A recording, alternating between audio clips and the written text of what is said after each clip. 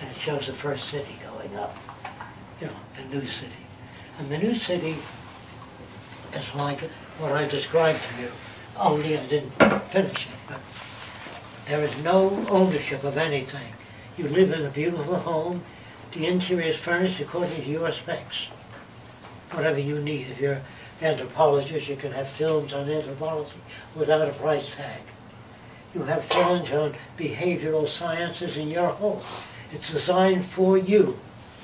Now, if your wife is an interior decorator, and you're, say, a physical scientist, and she's don't put your feet up on the table, you know, and so we designed a double dome so she can have her type of environment, you can have your type connected together. Don't try to make her over like you, or she's going to make you over like her. Don't leave your tobacco pouch around. You know, whatever women, whatever differences there are, if they're too severe, you may have a lot of areas working in common, but during the transition, there's going to be problems. So I'm talking to you about the transition.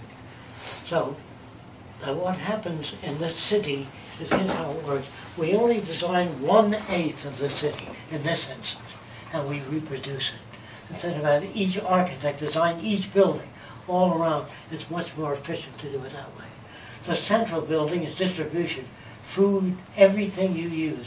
Radio, television, communication center, schools, dental care, optics, medicine, everything is in the center. And each district is the same distance from the center. But if you build suburbia, the things you're given, the bullshit you're given, you got millions of houses, and you have to drive that way to school, this way to the dentist, that way for shopping. Waste of energy, waste of design. Here, they sell refrigerators that you put outside your window, keep your house cool. We have cool air under the ground, circulates, and those that want it, turn it on. When you walk out of your room, all the lights go out. The whole electrical system shuts down unless you press no on that. All your books are laser printed, and they're printed from the outside by focusing laser beams. And if it's medical books, they're updated unless you press hold, but you don't want them updated. Do you understand what I'm saying? Okay, so your house is very smart. You have no lamps like I have here. The ceiling glows evenly. And all you do is press a panel for the color blue or red, whatever you want the color to be of the interior. And instead of getting, she says, God damn, turn the air conditioning down, it's too cold, you have zone cooling and zone heating. You know what I mean? It's warm in your zone, cool in your zone. And cool the way you want it. The furniture, when you sit in it, it accommodates. The reason you move in a chair is to improve circulation, because circulation cuts out. That's what bed sores are. So when I was in the Army Air Force, they drafted me, by the way. I only designed safety devices for airplanes, only. So they said when a pilot flies a great distance, he becomes fatigued, and sometimes he gets sores on his butt, like bed sores. So I designed a seat that inflated and deflated. It's just like you moving around. And I wanted that in hospital beds. So they deflate and inflate for people that are too sick to move around. Then I began to design surgical instruments, artificial legs, for medics. And I found out that certain people couldn't afford them. Even though he didn't have a leg, he couldn't afford that leg. So I said, what the hell am I wasting my time on this monetary society? So I then, all this happened, most of this, during the Depression. Now during the Depression there were people up on soapboxes talking about mankind united, back to Jesus, family values, everything, socialism, communism. And every university student was talking about socialism, communism, technocracy. All these things were being discussed. All over the country, people were talking about new ideas. It took the Depression to make that happen. That's what's happening now. That's why people are looking into zeitgeist addendum, see, because things aren't working. So, to make it clear, I would say that I want to get you from one point to another in this film. I don't want to forget that. The film is about the change and what will happen during the change, how our language will be updated. If you learn a foreign language, most languages foreign are older. And if they're older, they're thalamic, meaning based on emotions and feeling. Cortical language is, I want to explain the difference.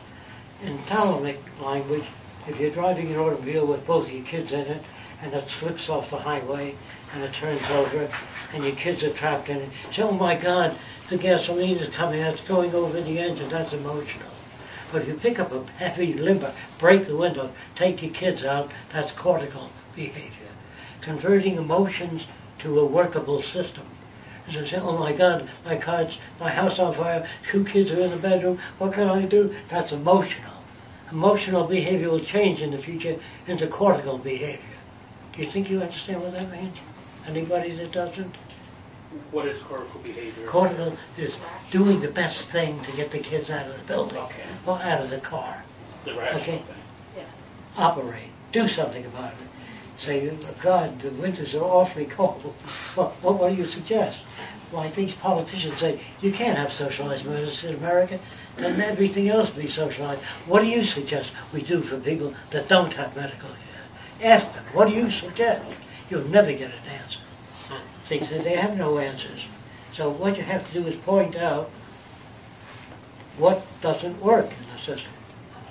If you show people houses where without curtains, because curtains harbor all kinds of fungi, and curtains harbor all kinds of odors. So do carpets.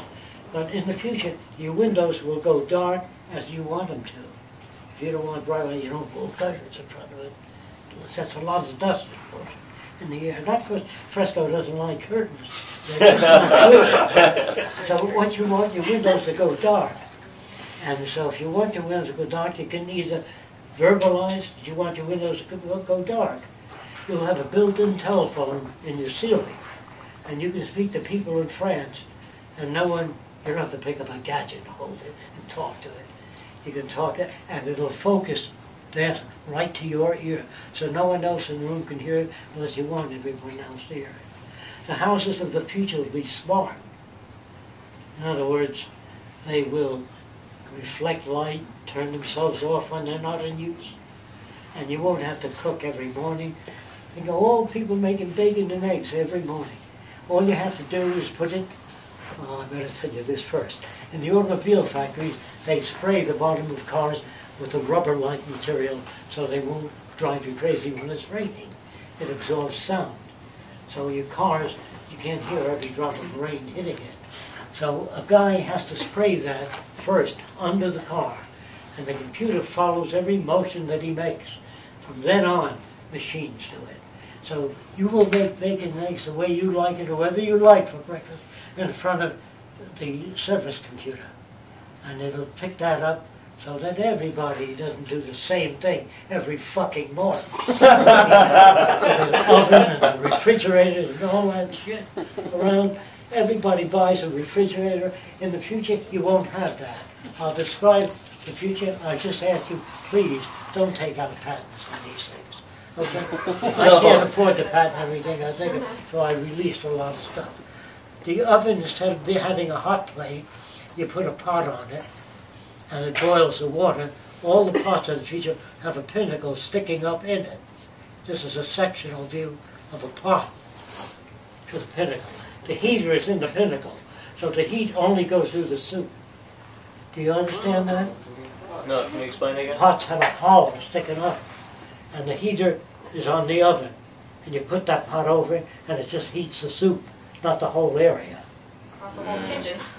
Now, the electric companies would hate that product.